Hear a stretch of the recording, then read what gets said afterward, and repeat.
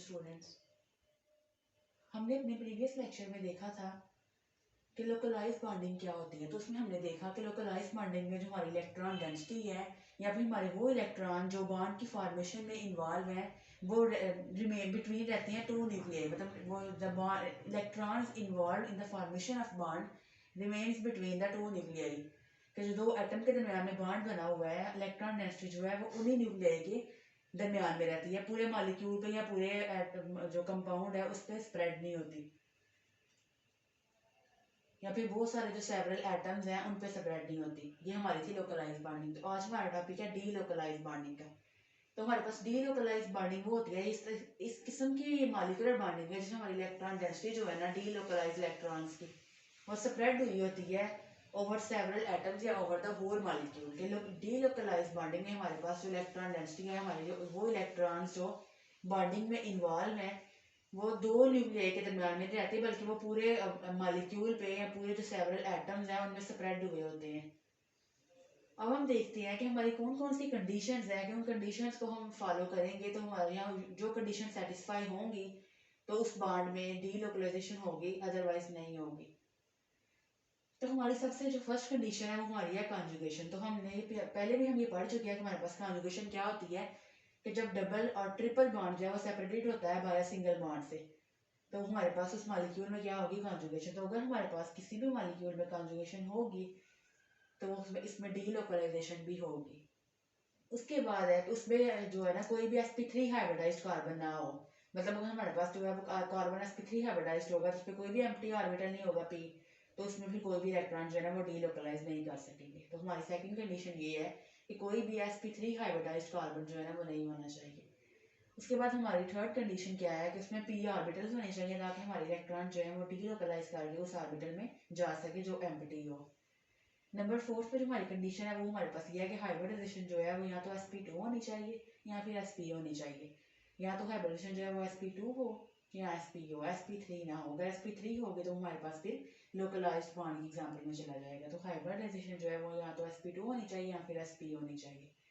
तो हम एग्जांपल्स पे आते हैं। हमारे पास जो सबसे फर्स्ट एग्जांपल है वो हमारे पास किसकी है, इस कंपाउंड को अगर हम नाम दें तो ये मेरा कार्बन नंबर 1, ये कार्बन नंबर 2, ये कार्बन नंबर 3 और ये कार्बन नंबर 4। तो मेरे पास 1 और 3 पोजीशन में मेरे पास क्या है, डबल बॉन्ड है। तो इसको मैं क्या नाम दूंगी, 1 3, 4 कार्बन है तो ब्यूट, 1 3 ब्यूट, 2 डबल बॉन्ड है तो डाई, और डबल बॉन्ड के लिए हम क्या यूज करते हैं, ईन। तो हमारे पास क्या आ जाएगा, 1 3 ब्यूट डाई ईन। अब ये हमारे पास इसकी ये वाली फॉर्म है, चेयर फॉर्म में। तो अगर हम इसको बनाएं तो हमारे पास ये वाला बॉन्ड जो है वो अगर यहाँ पे शिफ्ट हो तो आगे से ये वाला बॉन्ड जो है वो इस कार्बन के इलेक्ट्रॉन के, ये जिस बॉन्ड में जो इलेक्ट्रॉन है वो आगे से इस कार्बन पे शिफ्ट हो जाएंगे। तो हमारा ये वाला बॉन्ड जो है वो यहाँ शिफ्ट हो गया और ये वाला बॉन्ड जो था वो यहाँ चला गया। तो यहाँ कार्बन पे क्या आ जाएगा, नेगेटिव चार्ज। इसको अगर हम ऐसे भी देखें तो ये ऐसे है ना कि ये वाला बॉन्ड जब यहाँ शिफ्ट होगा तो ये वाला बॉन्ड आगे इस कार्बन पे शिफ्ट हो जाएगा। तो हमारे पास यही वाली स्ट्रक्चर बनेगी। यहाँ पे सिंगल बॉन्ड आ जाएगा और इधर हमारे पास डबल बॉन्ड की फॉर्मेशन हो जाएगी। तो इसका अगर आपसे कोई रीजन पूछे कि इसमें ऐसी क्या रीजन है कि इसमें डीलोकलाइजेशन हुई है, तो उसमें आप रीजन भी लिख सकते हैं कि हमारे पास यहाँ जो कार्बन है वो sp2 हाइब्रिडाइज्ड है और उसके बाद हमारे पास इसमें कंजुगेशन प्रेजेंट है ना कि डबल बॉन्ड, सिंगल बॉन्ड और फिर डबल बॉन्ड, कि हमारे पास जो सिंगल डबल बॉन्ड है वो सेपरेटेड है by only one single bond. तो हमारे पास दो कंडीशन है जो हमने ऊपर लिखी है, इनमें से दो कंडीशन जो है ये सेटिस्फाई करती हैं इन चारों कंडीशन में से।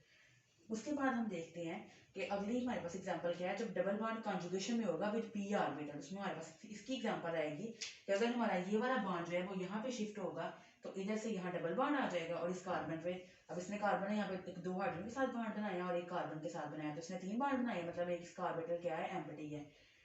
इसीलिए इस वजह से ही यहाँ भी डीलोकलाइजेशन हुई थी इलेक्ट्रॉन्स की। यहाँ पे जो कार्बन था उसका एक जो हमने ऊपर पढ़ा था ना कि इसमें p ऑर्बिटल होना चाहिए, तो इसका एक p ऑर्बिटल क्या था, एम्प्टी था। उसी में इलेक्ट्रॉन जो है वो डीलोकलाइज करके उस ऑर्बिटल में गई हैं। तो ये भी हमारे पास एग्जांपल आ गई। हमारा डबल बॉन्ड जो है वो कॉन्जुगेशन में होता है विद p ऑर्बिटल। उसके बाद हमारी यहाँ पे एग्जांपल है NO2 की। अगर मैं यहाँ से जो ऑक्सीजन पे नेगेटिव चार्ज है वो अगर इस बॉन्ड पे मूव करेगा तो ये वाला जो बॉन्ड है इसमें जो इलेक्ट्रॉन्स है वो आगे ऑक्सीजन पे शिफ्ट हो जाएंगे। तो अगर मैं दोबारा, तो हमारे पास ये वाली रेजोनेंस फॉर्म आएगी। अगर मैं दोबारा इसकी स्ट्रक्चर ड्रा करूँ तो दोबारा से हमारे पास ये नेगेटिव चार्ज है वो यहाँ पे शिफ्ट होगा और ये डबल बॉन्ड में इलेक्ट्रॉन है वो दोबारा इस ऑक्सीजन पे चले जाएंगे। तो मेरे पास दोबारा से यही वाली फॉर्म आ जाएगी। उसके बाद हम अपनी नेक्स्ट एग्जांपल देखते हैं कि जब हमारा लोन पेयर जो है ना वो कॉन्जुगेशन में होता है किसी बॉन्ड के साथ। उसमें हमारे पास ये एग्जांपल है। इसमें क्या होगा, अगर ऑक्सीजन पे ये जो लोन पेयर है अगर ये यहाँ पे शिफ्ट होंगे तो यहाँ मेरे पास क्या बन जाएगा, ऑक्सीजन और कार्बन के दरमियान में डबल बॉन्ड, और ऑक्सीजन के लोन पेयर यहाँ शिफ्ट होकर डबल बॉन्ड बनाया है तो यहाँ ऑक्सीजन पे मेरे पास क्या आ जाएगा, पॉजिटिव चार्ज। तो यहाँ भी मेरे इलेक्ट्रॉन ने डीलोकलाइज किया है। तो इसमें भी एग्जांपल आती है कि हमारे पास जो लोन पेयर है वो भी डीलोकलाइजेशन कर सकते हैं किसी बॉन्ड के साथ। तो यहाँ लोन पेयर की डीलोकलाइजेशन हुई है विद बॉन्ड। उसके बाद हमारे पास नेक्स्ट एग्जांपल है जो कि बड़ी कॉमन सी एग्जांपल है हमारे पास बेंजीन की। फिर हमारे पास बेंजीन में क्या होते हैं, 3 अल्टरनेटिव डबल बॉन्ड। मतलब अगर ये वाला बॉन्ड यहाँ पे शिफ्ट करे, ये वाला बॉन्ड यहाँ पे मूव करे, ये वाला बॉन्ड यहाँ पे मूव करे, तो हमारे पास इसकी जो न्यू रेजोनेंस फॉर्म बनती है वो ये वाली बनती है कि जब ये वाला बॉन्ड यहाँ पे मूव किया तो यहाँ डबल बॉन्ड, जब ये वाला बॉन्ड यहाँ मूव किया तो इधर डबल बॉन्ड, और जब ये वाला बॉन्ड यहाँ मूव किया तो इधर डबल बॉन्ड। अब दोबारा से अगर मैं इसकी स्ट्रक्चर तैयार करूँ तो दोबारा से ऐसे ही होगा ना कि ये वाला बॉन्ड अगर दोबारा इधर मूव करेगा, ये वाला बॉन्ड यहाँ मूव करेगा और ये वाला बॉन्ड इधर मूव करेगा, तो देखिए मेरे पास दोबारा से वही वाली फॉर्म बन जाएगी। जब ये वाला बॉन्ड इधर मूव करेगा तो यहाँ डबल बॉन्ड, जब ये वाला बॉन्ड दोबारा इधर मूव करेगा तो यहाँ डबल बॉन्ड, और जब ये वाला बॉन्ड दोबारा यहाँ मूव करेगा तो इधर डबल बॉन्ड। अब हम नेक्स्ट अपनी एग्जांपल देखते हैं जब हमारी बॉन्ड और बॉन्ड के दरमियान में जो है ना वो डीलोकलाइजेशन होती है, मतलब बॉन्ड टू बॉन्ड, कि हमारे पास जो इलेक्ट्रॉन है वो डीलोकलाइज करते हैं बॉन्ड टू बॉन्ड। तो मेरे पास इसमें ये एग्जांपल है।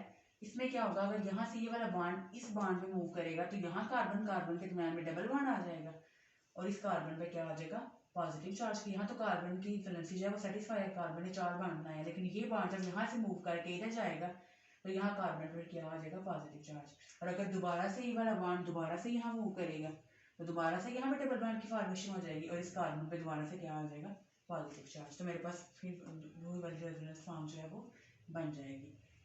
अब उसके बाद हमारी लास्ट जो है वो हमारे पास क्या है एग्जांपल कि हमारे पास जब सिग्मा बॉन्ड जो है ना वो कॉन्जुगेशन में होता है विद डबल या ट्रिपल बॉन्ड या फिर विद पी ऑर्बिटल।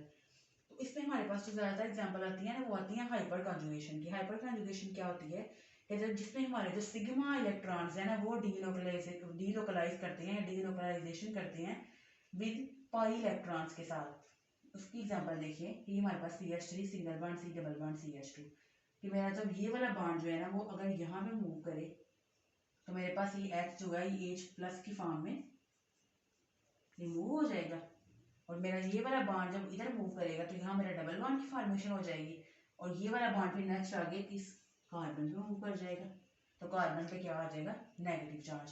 तो देखिए इसमें कार्बन और हाइड्रोजन के दरमियान में जो सिग्मा बॉन्ड बना हुआ था उसमें जो सिग्मा इलेक्ट्रॉन्स थे उन्होंने डीलोकलाइज किया इन पाई इलेक्ट्रॉन्स के साथ। तो इसमें ये हमारे पास ज्यादा एग्जांपल आती है हाइपर कॉन्जुगेशन की, जिसमें हमारे पास सिग्मा इलेक्ट्रॉन्स जो है ना वो कॉन्जुगेशन में होते हैं विद पाई इलेक्ट्रॉन्स के साथ।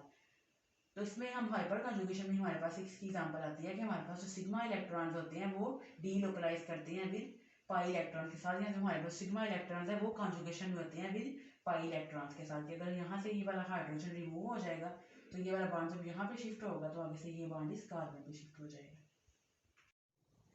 उसके बाद हम देखते हैं कि जो डीलोकलाइजेशन है वो किन किन बॉन्ड में हो सकती है। हमने पीछे कितनी एग्जांपल्स पढ़ी हैं, अब हम देखते हैं कि वो किस किस बॉन्ड में होती है। हम समराइज फॉर्म में देखते हैं। तो जो डीलोकलाइजेशन है वो double bond single bond double bond में होती है। उसके बाद डबल बॉन्ड सिंगल और ट्रिपल बॉन्ड में, या फिर अगर हमारे पास किसी भी एटम के ऊपर लोन पेयर है तो वो भी डीलोकलाइजेशन में इन्वॉल्व होता है। उसके बाद डबल बॉन्ड और सिंगल बॉन्ड में जिस पर कोई भी ऑर्बिटल हमारे पास वो पी ऑर्बिटल है वो एम्प्टी होता है। उसके बाद जो नेगेटिव चार्ज है वो भी डीलोकलाइजेशन में पार्टिसिपेट करता है। या फिर हमारे पास अगर किसी भी एटम के ऊपर फ्री रेडिकल है तो वो फ्री रेडिकल भी डीलोकलाइजेशन में इन्वॉल्व होता है। इसमें अगर हम देखें जब ये वाला बॉन्ड यहाँ शिफ्ट होगा तो यहाँ सिंगल बॉन्ड रह जाएगा, और जब ये वाला बॉन्ड यहाँ शिफ्ट होगा तो यहाँ डबल बॉन्ड, और जब ये वाला बॉन्ड आगे ए पे शिफ्ट होगा तो उस पर नेगेटिव चार्ज आ जाएगा। ऐसे ही सेकंड वाले एग्जांपल में जब ये वाला बॉन्ड डबल बॉन्ड यहाँ शिफ्ट होगा तो इधर पॉजिटिव चार्ज आ गया, और ये डबल बॉन्ड जब यहाँ शिफ्ट होगा तो यहाँ डबल बॉन्ड आ गया, और ये वाला ट्रिपल बॉन्ड जब आगे वाई पे शिफ्ट होगा तो यहाँ डबल बॉन्ड रह गया, वाई पे नेगेटिव चार्ज आ गया। उसके बाद ये हमारे पास लोन पेयर है, जब ये लोन पेयर यहाँ पे मूव करेगा तो यहाँ डबल बॉन्ड और एक्स पर हमारे पास पॉजिटिव चार्ज आ जाएगा, और ये डबल बॉन्ड आगे से ए पे शिफ्ट हो जाएगा। ऐसे ही हमारे पास अगर कोई एम्प्टी ऑर्बिटल है तो हमारे पास ये वाला बॉन्ड यहाँ शिफ्ट होगा, इधर सिंगल बॉन्ड आ गया और यहाँ ए के ऊपर पॉजिटिव चार्ज आ जाएगा। उसके बाद अगर हमारे पास किसी भी एटम के ऊपर नेगेटिव चार्ज है तो वो नेगेटिव चार्ज जो है यहाँ पे शिफ्ट होगा तो इधर डबल बॉन्ड आ गया, और ये वाला डबल बॉन्ड जो है इधर ए पे शिफ्ट होगा तो यहाँ नेगेटिव चार्ज आ जाएगा। उसके बाद अगर हमारे पास फ्री रेडिकल है तो ये वाला जो हमारे पास एक इलेक्ट्रॉन है वो यहाँ मूव करेगा और इस बॉन्ड से एक इलेक्ट्रॉन इधर आएगा और एक इलेक्ट्रॉन जो बचा है वो हमारे पास ए पर ट्रांसफर हो जाएगा। तो ए पर रेडिकल और बी और एफ के दरमियान जो है वो डबल बॉन्ड की फॉर्मेशन हो जाएगी। अब ये हमारा जो है ये समराइज फॉर्म में है कि आप लोग कैसे याद रख सकते हैं, या आप लोगों के लिए हिंट है कि आप लोग इसको इस तरह से याद रखें कि किन किन बॉन्ड्स में जो है ना वो कॉन्जुगेशन हो सकती है। तो हमारे पास जो कॉन्जुगेशन होती है, हमने पढ़ा था ना कि कॉन्जुगेशन क्या होती है कि डबल और triple bond is separated by a single bond. तो हम देखते हैं कि जिस जिसमें कॉन्जुगेशन होगी जाहिर सी बात है फिर उसमें डीलोकलाइजेशन भी होगी। तो हम देखते हैं कि डीलोकलाइजेशन किन किन बॉन्ड्स में हो सकती है। तो double bond single bond double bond में डीलोकलाइजेशन होगी, डबल बॉन्ड सिंगल बॉन्ड या फिर ट्रिपल बॉन्ड में डीलोकलाइजेशन होती है, या फिर triple bond single bond triple bond में, उसके बाद ट्रिपल बॉन्ड सिंगल बॉन्ड और लोन पेयर में। जैसे मैंने ये सारी एग्जांपल में आपको हिंट दे के बताया है किस तरह ये सारे जो है ना डीलोकलाइजेशन में इन्वॉल्व होते हैं। उसके बाद डबल बॉन्ड सिंगल बॉन्ड या पॉजिटिव चार्ज में, उसके बाद डबल बॉन्ड सिंगल बॉन्ड और लोन पेयर में, या फिर नेगेटिव चार्ज में। नेगेटिव चार्ज जो है अगर हमने यहाँ देखा था ना कि नेगेटिव चार्ज यहाँ पे शिफ्ट होता है, यहाँ डबल बॉन्ड की फॉर्मेशन होगी और ये वाला बॉन्ड जब ए पे शिफ्ट होगा तो यहाँ नेगेटिव चार्ज आ जाएगा। अगर हम दोबारा से ऐसे ही करें, दोबारा से ये नेगेटिव चार्ज इस बॉन्ड इधर यहाँ से शिफ्ट होगा और ये वाला बॉन्ड दोबारा एक्स पे जाएगा, दोबारा से हमारे पास ये वाली फॉर्म बन गई। या फिर डबल बॉन्ड सिंगल बॉन्ड और फ्री रेडिकल, तो मैंने इसमें भी आपको बता दिया कि किस तरह फ्री रेडिकल जो है वो भी डीलोकलाइजेशन में इन्वॉल्व होता है। Here we have some examples. तो इस एग्जांपल्स को आप लोग खुद सॉल्व करें। मैंने ये सारी एग्जांपल की जो एक एक और एग्जांपल थी वो आपको सॉल्व करके बता दी है। अब ये एग्जांपल्स आप लोग खुद सॉल्व करें, ट्राई करें। अगर आप लोगों से नहीं होगी तो then I will help you, मैं आप लोगों को करके दिखाऊंगी कि आप लोग किस तरह एग्जांपल को सॉल्व कर सकते हैं।